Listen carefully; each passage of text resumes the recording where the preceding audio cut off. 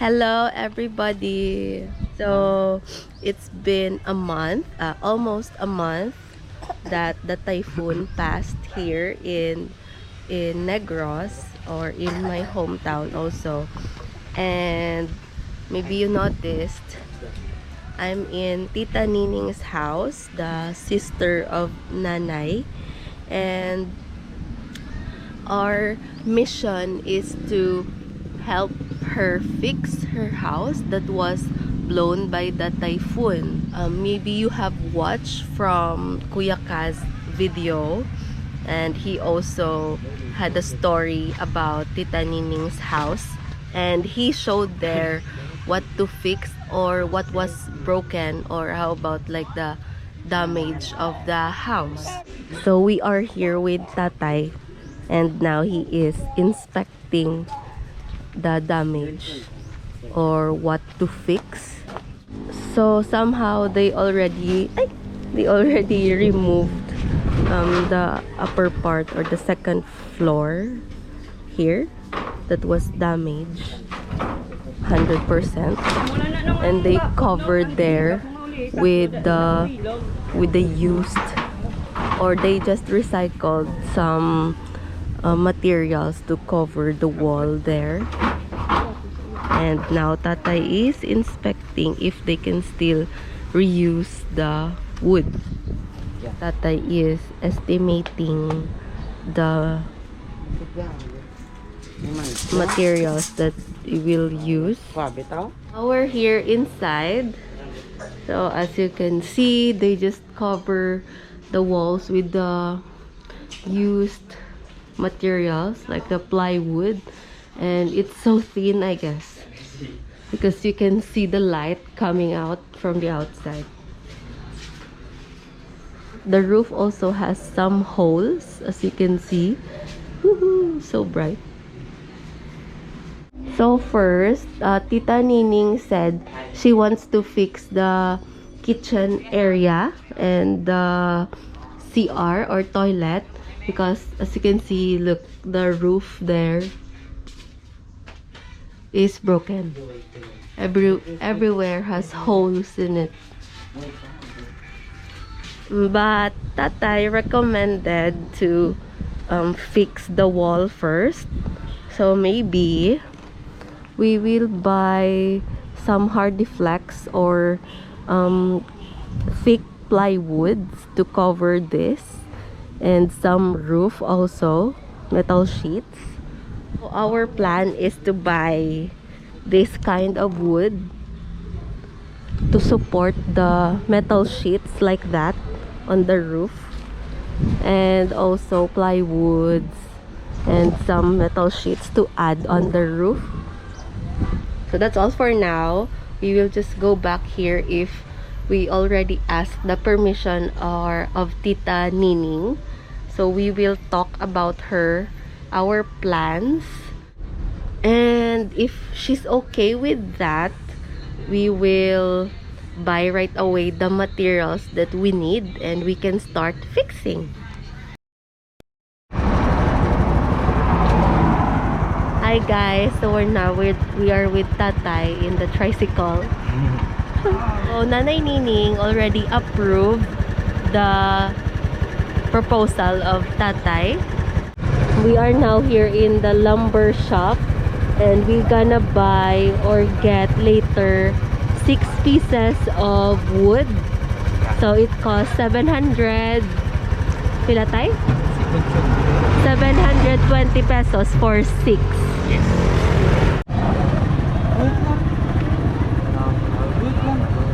Wait, mama. We're here in front of the hardware, and we are looking for the plywood that will be used in the wall.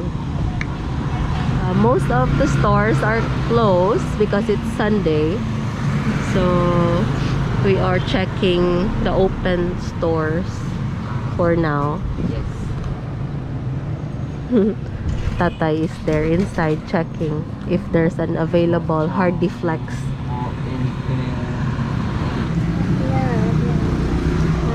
Maricon Marine Plywood 355. Kung marine plywood. Kung garden niya pa Gardener. Expressibility. Mayo naman na. Ang marine na lang dito ay no? Kasi mo ay, damo ko na yung kapadoy. So we decided to buy plywoods here. I will show you later. Those are the woods that we are going to get later. Ha? Now, pila gani? 720. So we will just get it later together with the plywoods that we bought earlier.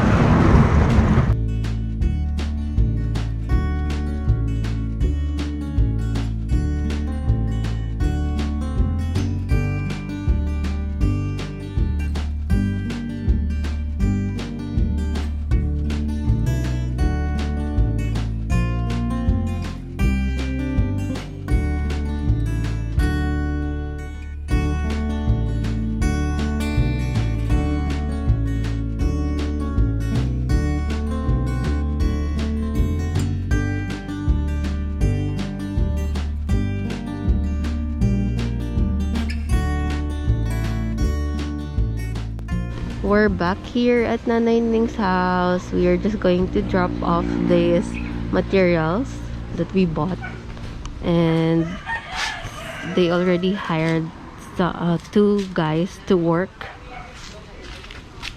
Oh, so they already removed the walls.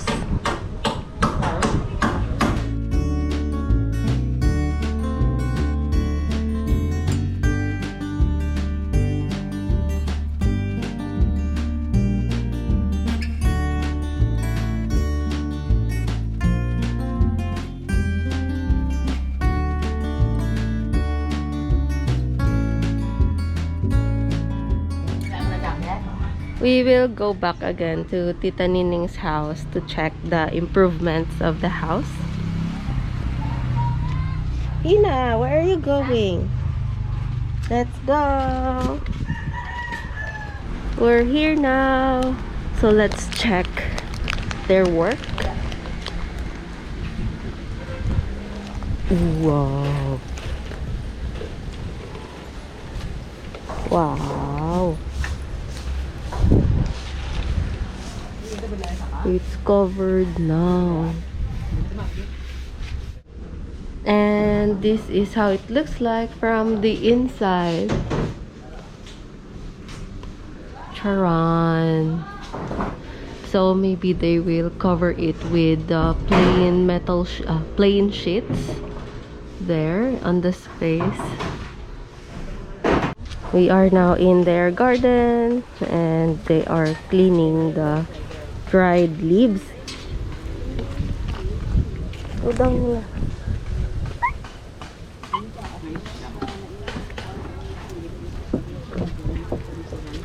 Papang paada sa ta. Then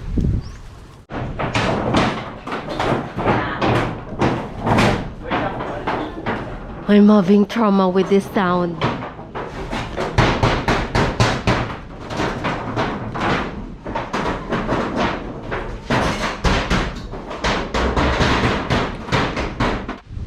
Sugoy na.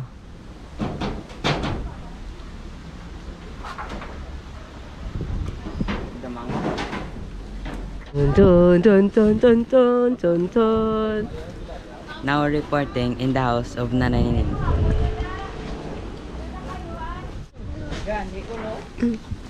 So the day is done. We will just go back tomorrow, and tomorrow their plan is to already fix the kitchen area because it's getting dark.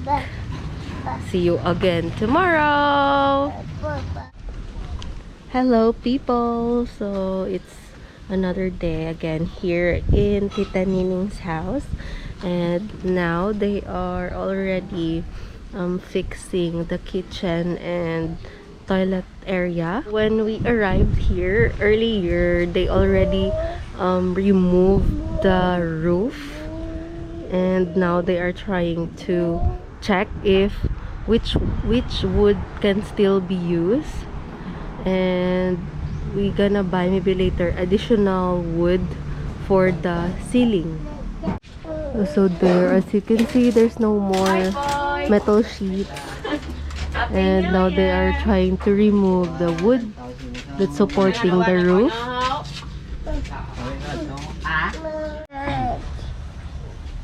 What's that?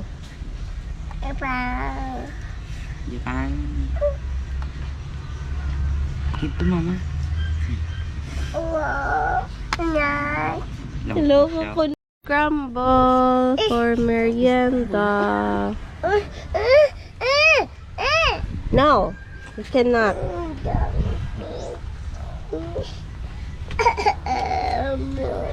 It's almost lunchtime, and I will just take a bath together with Hina. Then we will just go back here to have lunch, and maybe we're gonna buy additional wood for the roof because it's not so good anymore, so we will replace them with a new one.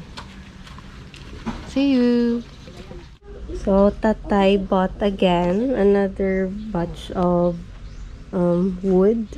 It cost 705. It naka 1/2 by tatlo ka 1/2 by 10. That's all. He will deliver it there again. Okay. Lunchtime. Yummy. Hindi. Itadakimasu. Pare pa dito. Wanted boyfriend. Mas.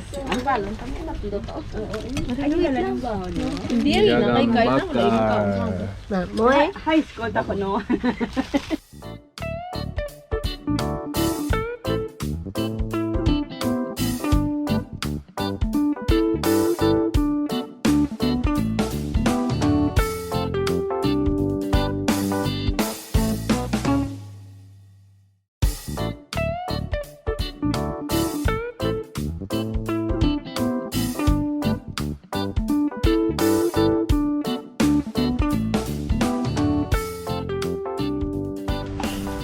Trying to get some coconuts.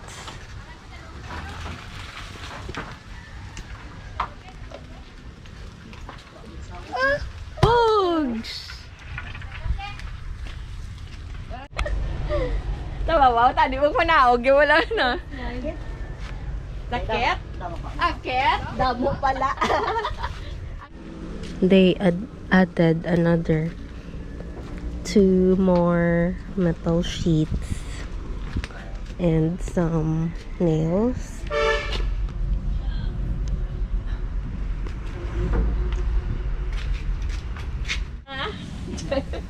So we will just go back here again later after Hina will wake up. Yeah, update you later, guys.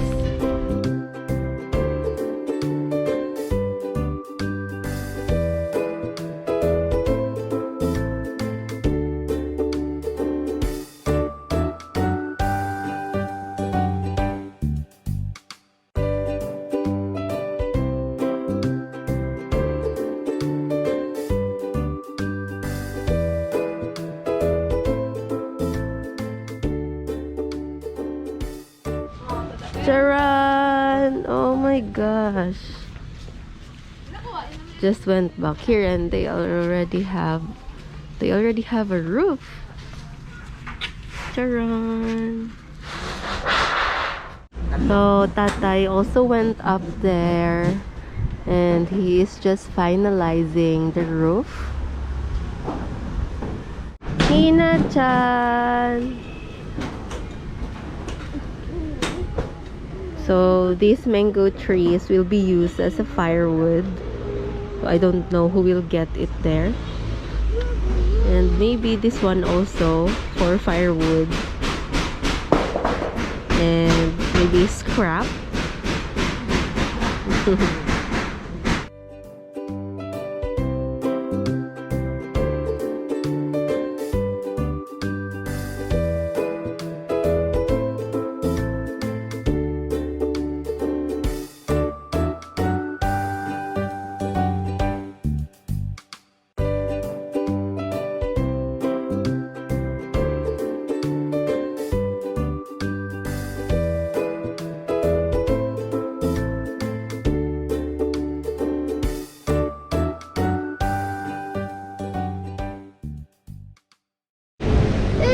Good afternoon.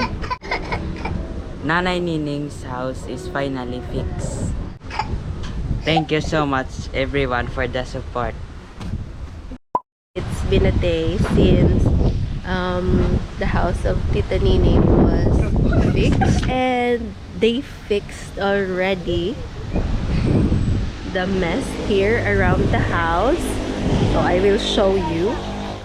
So they gathered already the woods that they cannot use anymore, and this one also they piled up there so that it's gonna be organized.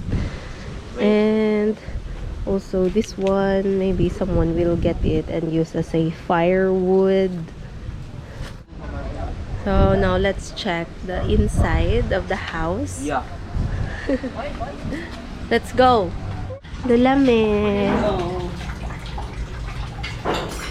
So this is how it looks like. Yeah. So maybe someone will also put sealant on the roof for the holes. Yeah. And let's check also their kitchen area. Lulame. Yes, good afternoon. Are you enjoying your house? Yes, I'm beautiful.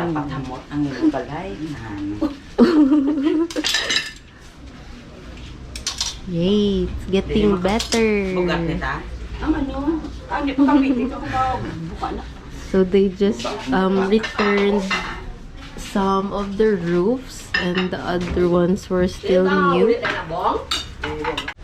And this is how it looks like outside for the kitchen area. So they used also, reused some of the plywood. Yes. And there. These are the roofs that they reused again. Yeah, reused. So that's all for our house renovation for Nanay Nining. And yeah, I was so happy with the outcome, even though we did not really return or fix it. Same with the previous house. So the breakdown of the cost or expenses that we spent for Nanay Nining's house is this one. For the walls, we spent almost 2,000 something. Like for we used plywoods or hard deflex and some plain metal sheets. And also for the roof, we bought some roofs, about like 300 something each. So we bought 5, 6, 7, like 8 pieces, I guess. So this is the total. And what else? Other expenses like the nails that we use also, we added, because last time Tita Nining bought already, and we added some. This was like around less than 200 pesos. And what else? For the merienda of the workers or the laborers, yeah, that's all. Merienda and lunch. And the salary, the labor of the workers. That was good for 1.5 days, or that was already 2 days, I guess. And yeah, that's all for the breakdown of expenses for the renovation of Tita Nining's house. So yeah, that's all for our house renovation project for Nanay Nining. So I cannot do this without your help, guys. It really helped us a lot. What can you say about your house now? I am thankful for the help given to my house. Thank you very much. Thank you for financial, Kuya Kaz Gigi YouTube family. YouTube family. So that's all for today. Thank you so much. I hope you enjoyed watching, and if you haven't subscribed to my channel, please do subscribe and like this video. As always, see you on my next video. Bye. Sayonara.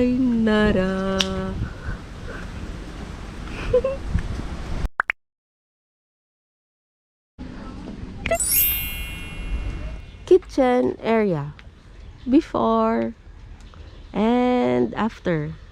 Like, funny.